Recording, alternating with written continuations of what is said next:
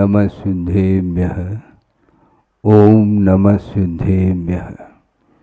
नमः श्री वर्धमानाय निर्धूत कलिलात्मने सालोकानां त्रिलोकानां यद विद्या दर्पणायते।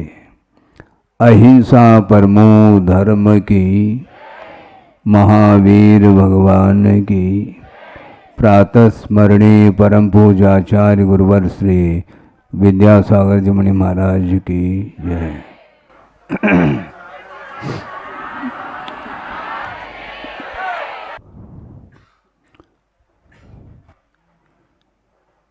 कोई भी कार्य संपादित होता है तो उसके लिए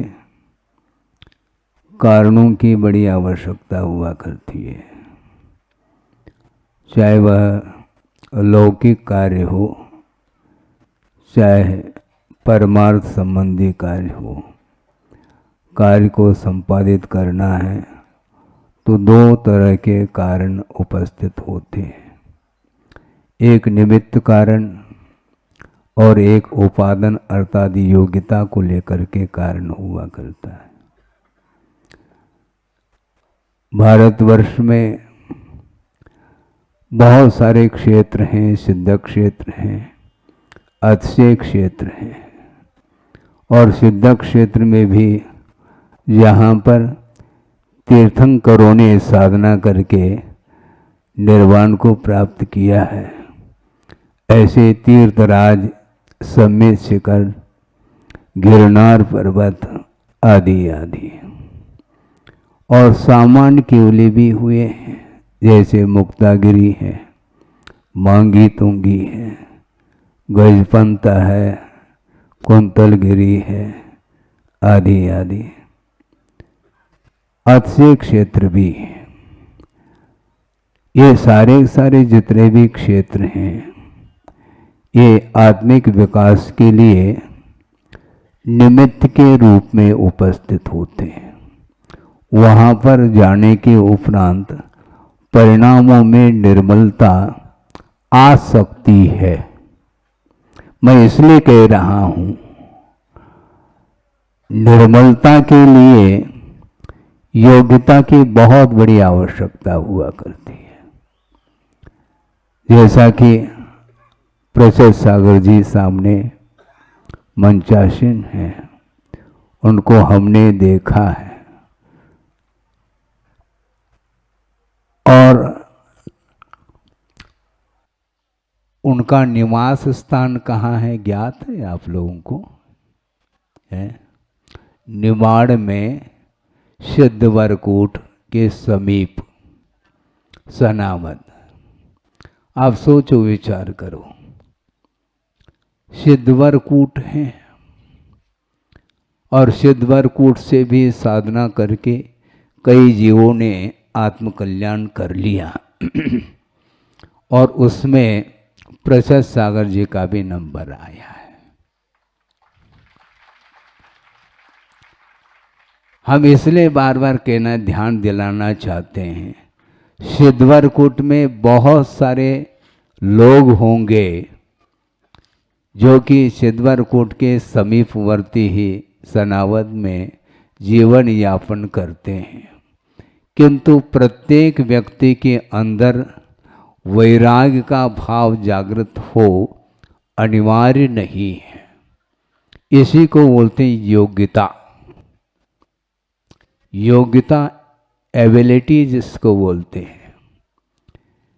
योग्यता के बिना वह कार्य हो नहीं सकता और उसमें भी मोक्ष मार्ग पर आरूढ़ होने का भाव जागृत होना, ये बहुत दुर्लभतम यह परिणाम माने जाते हैं।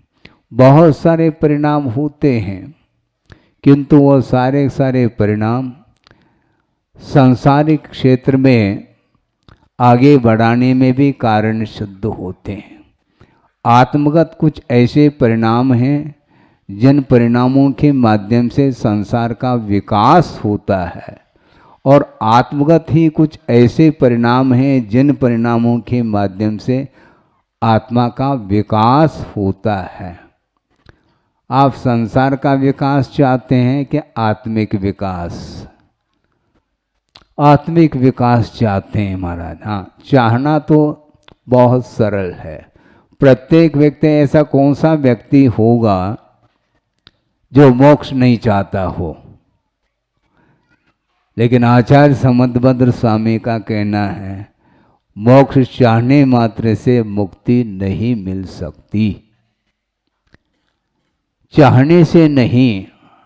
और प्रत्येक संसारी प्राणी मृत्यु से डरता है, किंतु मृत्यु से डरने से न मुक्ति, मृत्यु से छुटकारा मिल सकती है और मोक्ष चाहने से न मोक्ष का लाभ हो सकता है। चाहने मात्र से नहीं, किंतु आगम में जो विधि बताई है उसके अनुरूप पुरुषार्थ करने की बड़ी आवश्यकता है। एक छोटा सा प्रसंग आपके सामने रखूं ताकि यह विषय और स्पष्ट हो जाए। यह पूछना चाहता हूं कि दूध में घी है क्या? नहीं है? दूध में महाराज घी है तो ठीक है, एक गिलास दूध पी लो।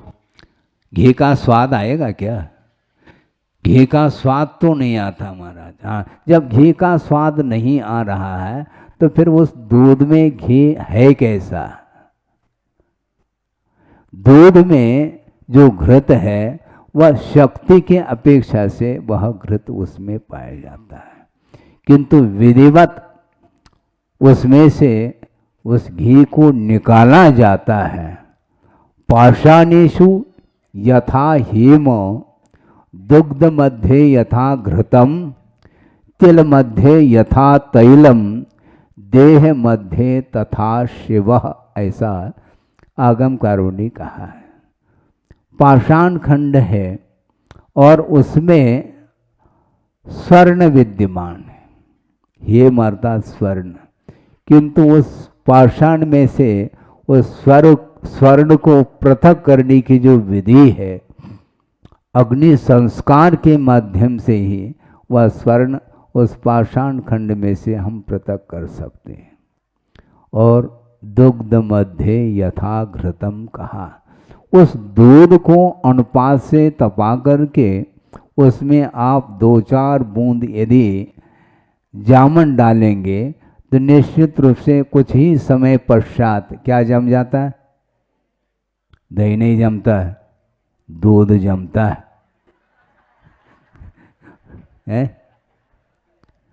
दही पहले दही था नहीं तो दही थोड़ी जमता है। दही उसमें शक्ति के रूप में विद्यमान है, किंतु उस जामन के माध्यम से स्वयं ही दूध दही के रूप में परिवर्तित हो जाता है।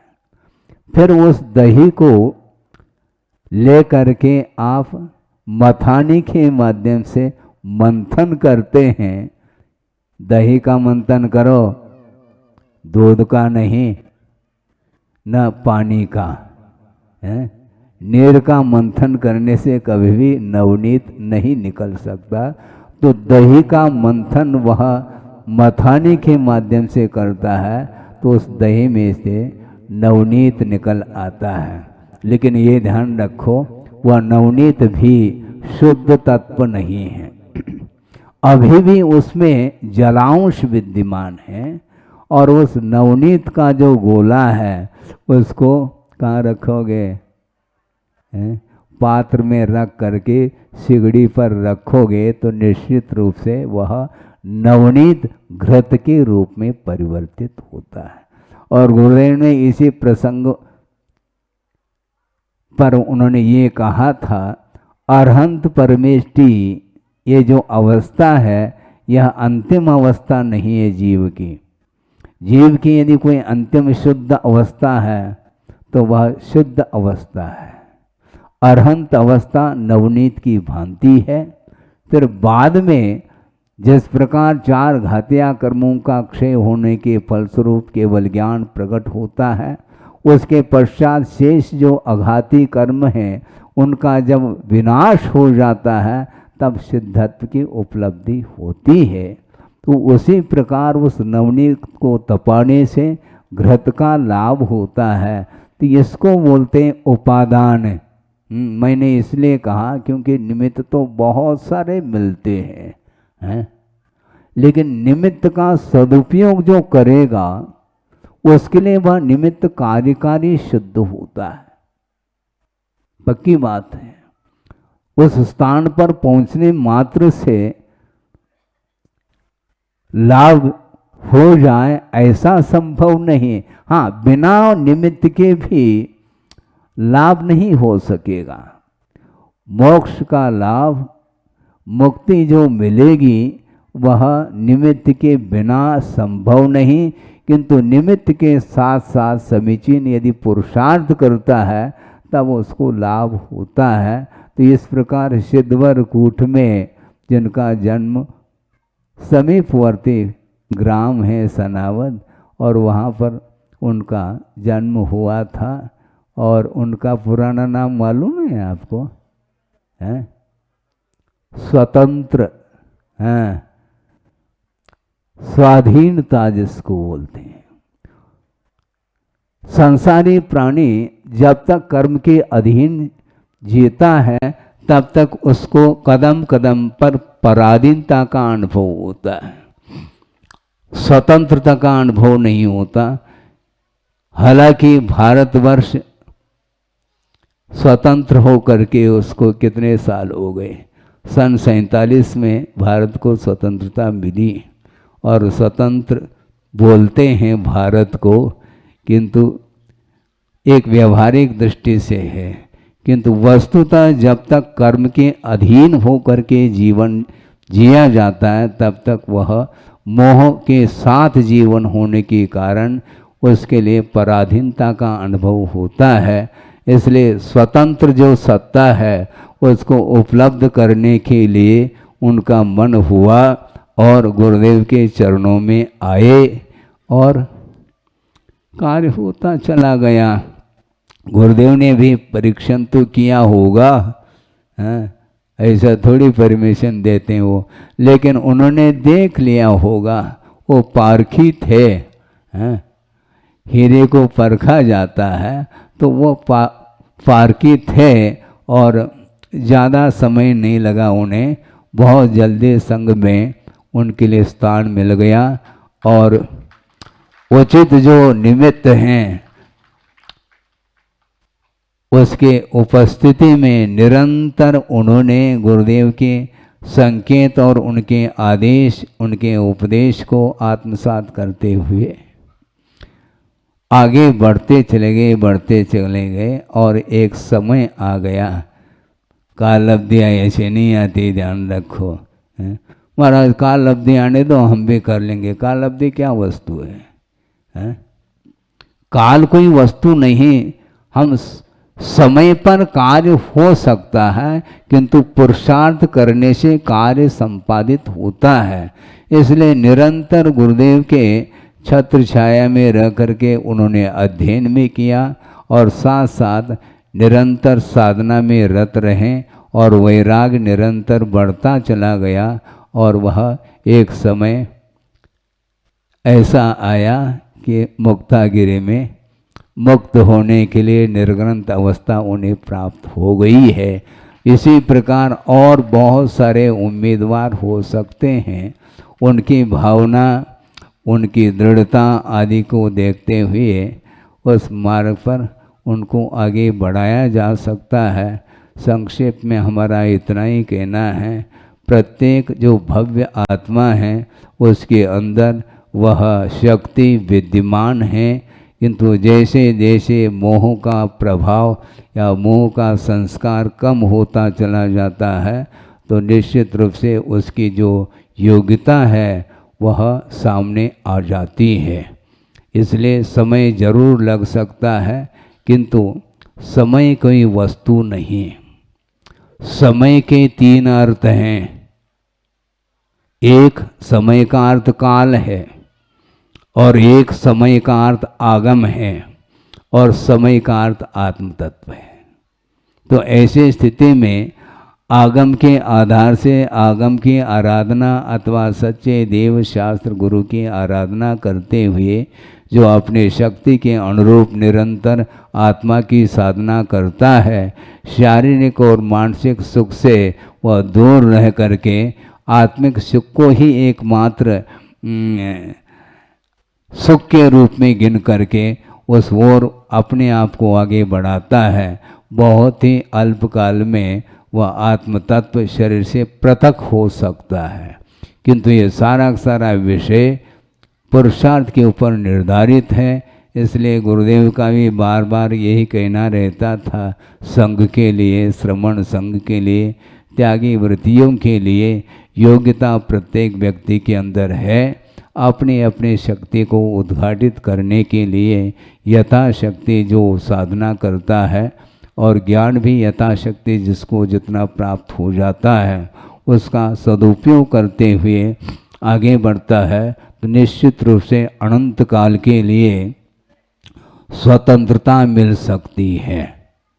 चाहें तो स्वतंत्रता मिलेगी, नहीं चाहें तो उसके लिए कोई आग्रह का विषय नहीं बनता। किसी के प्रति आग्रह नहीं किया जा सकता, अनुग्रह जरूर किया जा सकता है। अनुग्रह में और आग्रह में बड़ा अंतर है। आग्रह करेंगे तो सामने वाला व्यक्ति कहता है कि महाराज हमारे प्रति आप आग्रह क्यों कर रहे हैं, हमारे पीछे क्यों आप पड़ रहे हैं, क्या हम ही अकेले हैं क्या आपके लिए। अनेक प्रकार के परिणाम उसके अंदर आ सकते हैं। इसलिए दुकान खुली है, जो ग्राहक ग्रहण करना चाहता है तो उसको बुलाने की आवश्यकता नहीं पड़ती।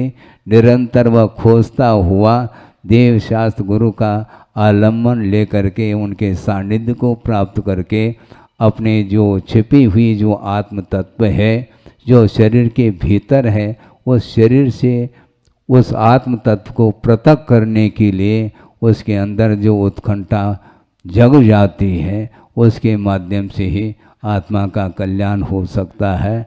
हो इस पवित्र भावना के साथ। हाँ, अभय सागर जी आदि ये 8 मुनिराज ना 9 जो है मुनिराज यहाँ पर दीक्षित हुए हैं। अभय सागर जी, अक्षय सागर जी, प्रशस्त सागर जी, पुराण सागर जी, प्रयोग सागर जी, प्रबोध सागर जी, प्रणम्य सागर जी और प्रभात सागर जी और चंद्र सागर जी, ये 9 दीक्षाएं हुई थी। ये अखंड अंक माना जाता है। चंद्र सागर जी बता रहे एक दिन में 2 दीक्षा, क्योंकि वो क्षुल्लक थे और सुबह उनको अहिलक बनाया और उसके बाद उनको मुनि भी बनाया है। इस प्रकार चंद्र सागर जी बने हैं और कौन कौन से सागर बनते हैं उनको देखना है। इसलिए प्रभु से प्रार्थना करता हूँ, काफ़ी समय से प्रतीक्षारत हैं कि वह घड़ी आ जाए अपने जीवन में और निर्ग्रंथ अवस्था का अनुभव हम भी कर लें। इस प्रकार बहुत सारे ऐलकों की भावना भी है और नए जो ब्रह्मचारी हैं संघ में प्रवेश पाए हैं उनकी भी भावना इसी प्रकार निरंतर आगे बढ़ रही है। उनकी भावना को पूर्ण करने के लिए हम भगवान से, पार्श्वनाथ भगवान से प्रार्थना करते हैं कि जल्दी जल्दी उनका जीवन भी पार्श्व प्रभु के रूप में देखना चाहते हैं। अहिंसा परमो धर्म की जय। बोधे समाधि परिणाम शुद्धि स्वात्मोपलब्धि शिव शोक सिद्धि चिंतामणिम चिंतित वस्तुदाने त्वाबंध मानस्य ममास्तु देवी। परम पूजाचार्य गुरुवर श्री विद्यासागर जी मुनि महाराज की।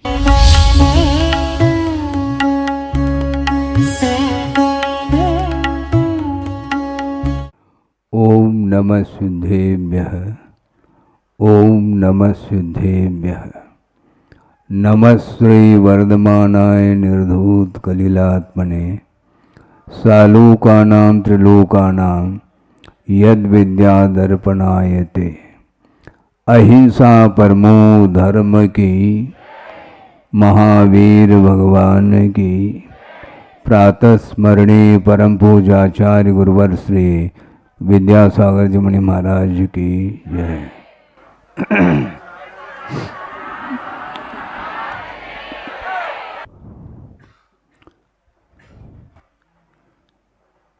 कोई भी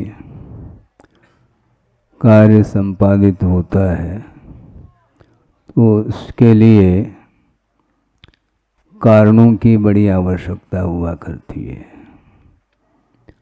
चाहे वह लौकिक कार्य हो चाहे परमार्थ संबंधी कार्य हो। कार्य को संपादित करना है तो दो तरह के कारण उपस्थित होते हैं, एक निमित्त कारण और एक उपादान अर्थात योग्यता को लेकर के कारण हुआ करता है। भारतवर्ष में बहुत सारे क्षेत्र हैं, सिद्ध क्षेत्र हैं, अतिशय क्षेत्र हैं, और सिद्ध क्षेत्र में भी यहाँ पर तीर्थंकरों ने साधना करके निर्वाण को प्राप्त किया है। ऐसे तीर्थराज समेत शिखर, गिरनार पर्वत आदि आदि, और सामान्य केवले भी हुए हैं, जैसे मुक्तागिरी है, मांगी तुंगी है, गजपंता है, कुंतलगिरी है आदि आदि। अतिशय क्षेत्र भी है। ये सारे जितने भी क्षेत्र हैं ये आत्मिक विकास के लिए निमित्त के रूप में उपस्थित होते हैं। वहाँ पर जाने के उपरांत परिणामों में निर्मलता आ सकती है। मैं इसलिए कह रहा हूँ, निर्मलता के लिए योग्यता की बहुत बड़ी आवश्यकता हुआ करती है। जैसा कि प्रसाद सागर जी सामने मंचासीन हैं, उनको हमने देखा है और उनका निवास स्थान कहाँ है ज्ञात है आप लोगों को? है निमाड़ में सिद्धवरकूट के समीप सनावद। आप सोचो विचार करो, सिद्धवरकूट है और सिद्धवरकूट से भी साधना करके कई जीवों ने आत्मकल्याण कर लिया और उसमें प्रसाद सागर जी का भी नंबर आया है। हम इसलिए बार बार कहना ध्यान दिलाना चाहते हैं, सिद्धवरकूट में बहुत सारे लोग होंगे जो कि सिद्धवरकूट के समीपवर्ती ही सनावद में जीवन यापन करते हैं, किंतु प्रत्येक व्यक्ति के अंदर वैराग्य का भाव जागृत हो अनिवार्य नहीं है। इसी को बोलते हैं योग्यता। योग्यता एबिलिटी जिसको बोलते हैं। योग्यता के बिना वह कार्य हो नहीं सकता और उसमें भी मोक्ष मार्ग पर आरूढ़ होने का भाव जागृत होना ये बहुत दुर्लभतम यह परिणाम माने जाते हैं।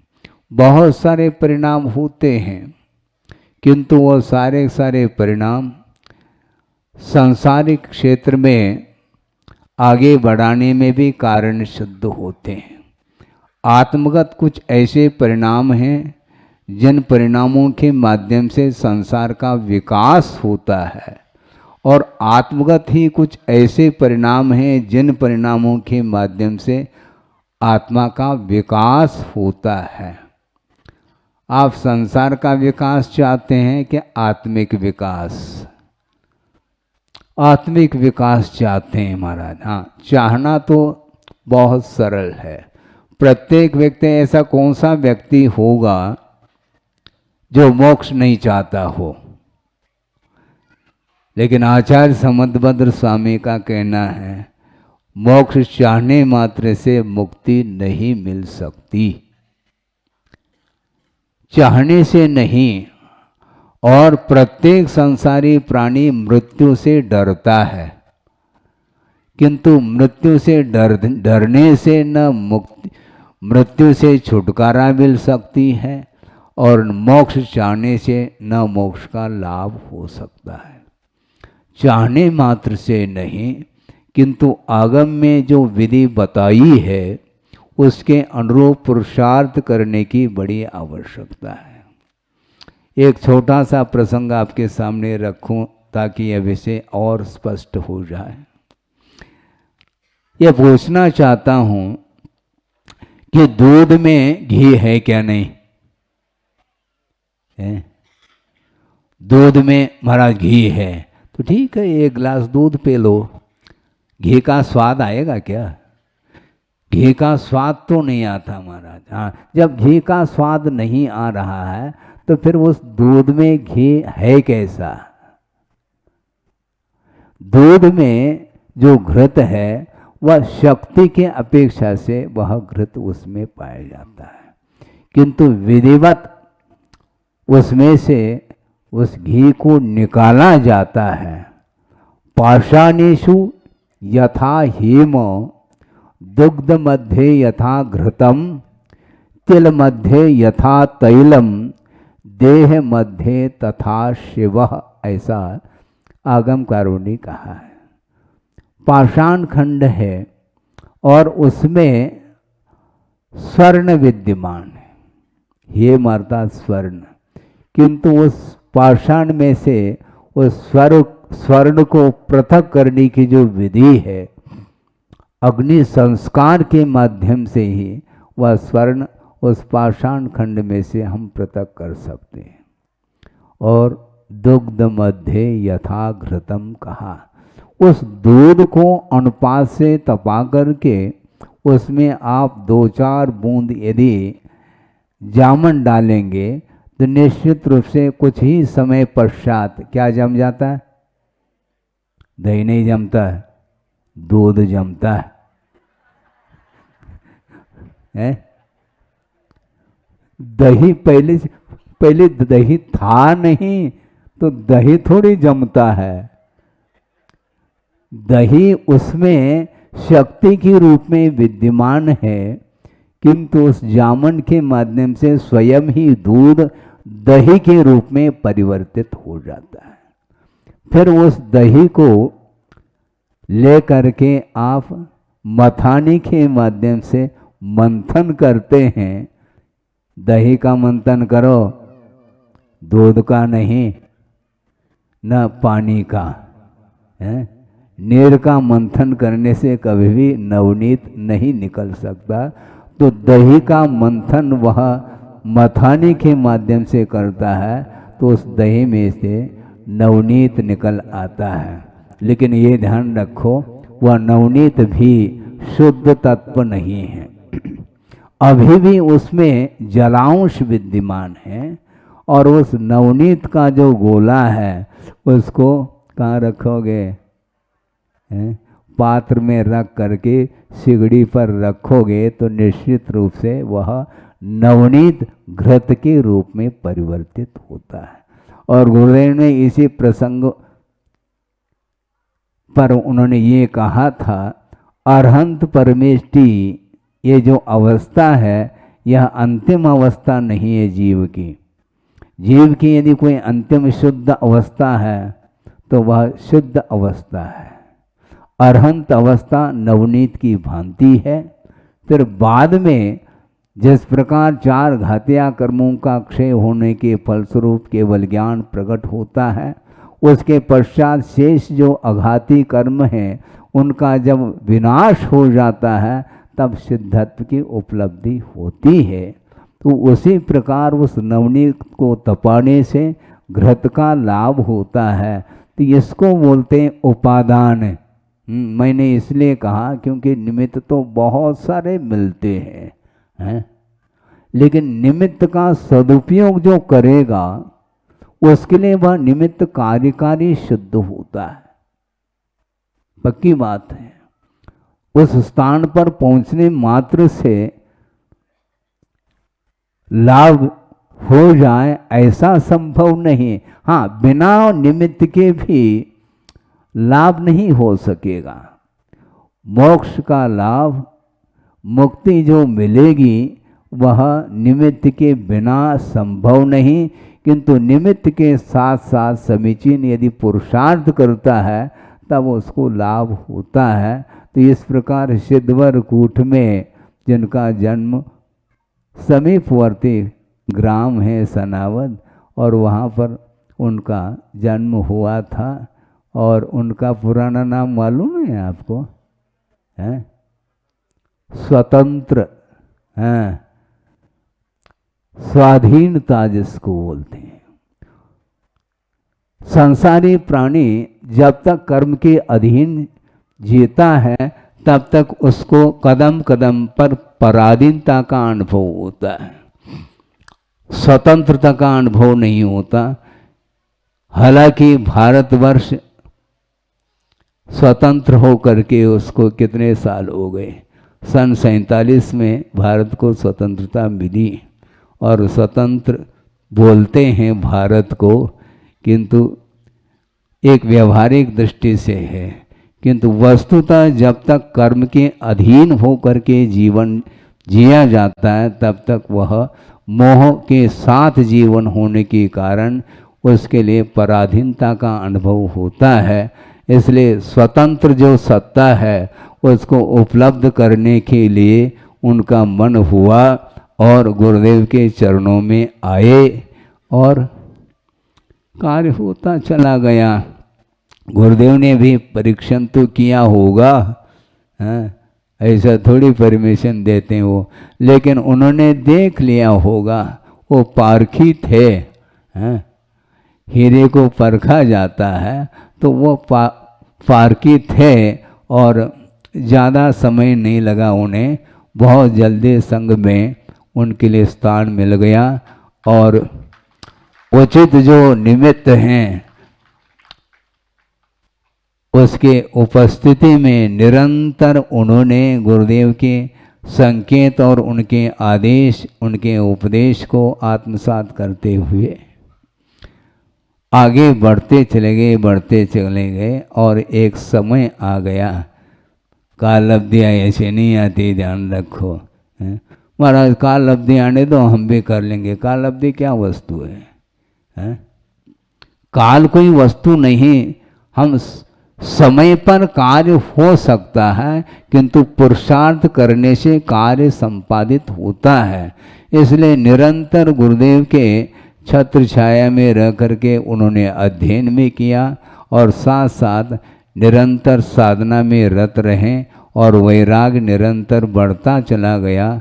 और वह एक समय ऐसा आया कि मुक्तागिरि में मुक्त होने के लिए निर्ग्रंथ अवस्था उन्हें प्राप्त हो गई है। इसी प्रकार और बहुत सारे उम्मीदवार हो सकते हैं। उनकी भावना, उनकी दृढ़ता आदि को देखते हुए उस मार्ग पर उनको आगे बढ़ाया जा सकता है।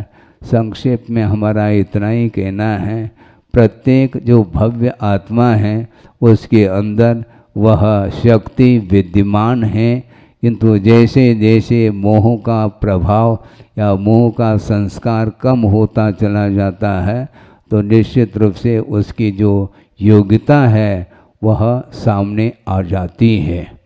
इसलिए समय जरूर लग सकता है, किंतु समय कोई वस्तु नहीं। समय के तीन अर्थ हैं। एक समय का अर्थ काल है, और एक समय का अर्थ आगम है, और समय का अर्थ आत्म तत्व है।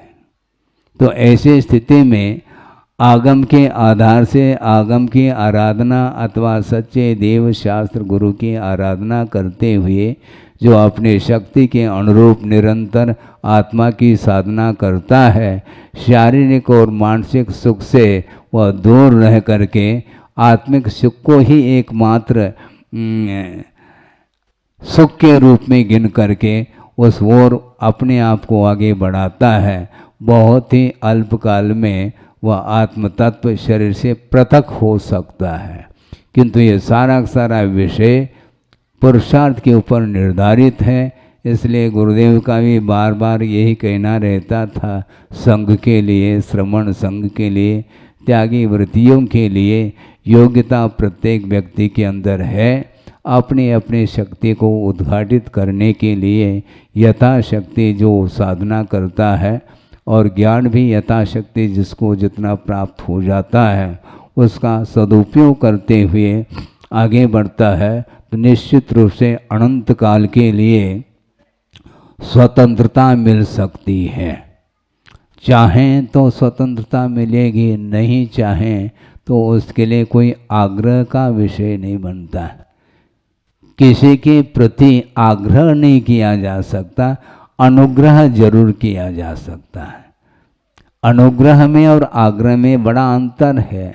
आग्रह करेंगे तो सामने वाला व्यक्ति कहता है कि महाराज हमारे प्रति आप आग्रह क्यों कर रहे हैं, हमारे पीछे क्यों आप पड़ रहे हैं, क्या हम ही अकेले हैं क्या आपके लिए? अनेक प्रकार के परिणाम उसके अंदर आ सकते हैं। इसलिए दुकान खुली है, जो ग्राहक ग्रहण करना चाहता है तो उसको बुलाने की आवश्यकता नहीं पड़ती। निरंतर वह खोजता हुआ देव शास्त्र गुरु का आलम्बन लेकर के उनके सानिध्य को प्राप्त करके अपने जो छिपी हुई जो आत्म तत्व है जो शरीर के भीतर है, उस शरीर से उस आत्म तत्व को पृथक करने के लिए उसके अंदर जो उत्कंठा जग जाती है उसके माध्यम से ही आत्मा का कल्याण हो सकता है। हो इस पवित्र भावना के साथ। हाँ, अभय सागर जी आदि ये 8 मुनिराज ना 9 जो है मुनिराज यहाँ पर दीक्षित हुए हैं। अभय सागर जी, अक्षय सागर जी, प्रशस्त सागर जी, पुराण सागर जी, प्रयोग सागर जी, प्रबोध सागर जी, प्रणम्य सागर जी और प्रभात सागर जी और चंद्र सागर जी, ये 9 दीक्षाएं हुई थी। ये अखंड अंक माना जाता है। चंद्र सागर जी बता रहे एक दिन में 2 दीक्षा, क्योंकि वो क्षुल्लक थे और सुबह उनको अलग बनाया और उसके बाद उनको मुनि भी बनाया है। इस प्रकार चंद्र सागर जी बने हैं और कौन कौन से सागर बनते हैं उनको देखना है। इसलिए प्रभु से प्रार्थना करता हूँ, काफ़ी समय से प्रतीक्षारत है कि वह घड़ी आ जाए अपने जीवन में और निर्ग्रंथ अवस्था का अनुभव हम भी कर लें। इस प्रकार बहुत सारे ऐलकों की भावना भी है और नए जो ब्रह्मचारी हैं संघ में प्रवेश पाए हैं उनकी भी भावना इसी प्रकार निरंतर आगे बढ़ रही है। उनकी भावना को पूर्ण करने के लिए हम भगवान से, पार्श्वनाथ भगवान से प्रार्थना करते हैं कि जल्दी जल्दी उनका जीवन भी पार्श्व प्रभु के रूप में देखना चाहते हैं। अहिंसा परमो धर्म की जय। बोधि समाधि परिणाम शुद्धि स्वात्मोपलब्धि शिव शोक सिद्धि चिंतामणिम चिंतित वस्तुदाने त्वाबंध मानस्य ममास्तु देवी। परम पूजाचार्य गुरुवर श्री विद्यासागर जी मुनि महाराज की।